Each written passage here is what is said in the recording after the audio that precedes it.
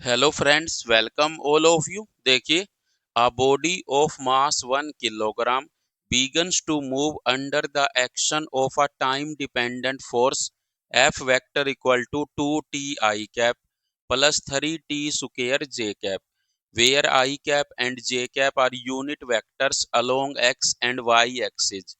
What power will be developed by the force at the time t? Means कह रहा है एक body है जिसका मास 1 किलोग्राम है। सो एम की वैल्यू कितनी गिवन है? 1 किलोग्राम। और उसके ऊपर टाइम डिपेंडेंट फोर्स लग रही है ये। और कह रहा है इस फोर्स के द्वारा किसी भी टाइम टी पर कितनी पावर डेवलप्ड होगी ये बताइए। हमें पता है पावर पी किसके इक्वल होती है? डॉट प्रोडक्ट होती है फोर्स वेक्टर और वेलोसिटी वेक्टर की।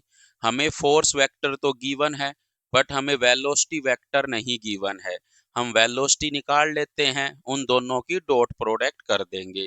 देखिए, हमें फोर्स किसके इक्वल गिवन है? 2t I cap plus 3t square J cap. और हमें न्यूटन के सेकंड लॉ से पता है फोर्स किसके इक्वल होती है? Mass into acceleration. मास की वैल्यू 1 किलोग्राम है तो यही एक्सलरेशन होगा। Acceleration dv vector by dt के इक्वल होता है। dv वेक्टर किसके इक्वल होगा? दिस इंटू में dt, दोनों साइड इंटीग्रेशन कर देते हैं। फाइनली वेलोसिटी वेक्टर किसके इक्वल आ जाएगा? टी स्क्वायर आई कैप प्लस टी की पावर 3 जे कैप। और पावर क्या होती है? फोर्स वेक्टर और वेलोसिटी वेक्टर की डॉट प्रोडक्ट होती है। सो इन दोनों की डॉट प्रोडक्ट कर देते हैं। फाइनली पावर कितनी आ जाएगी? 2t की पावर 3 प्लस 3t की पावर 5। सो सी इसका राइट आंसर होगा।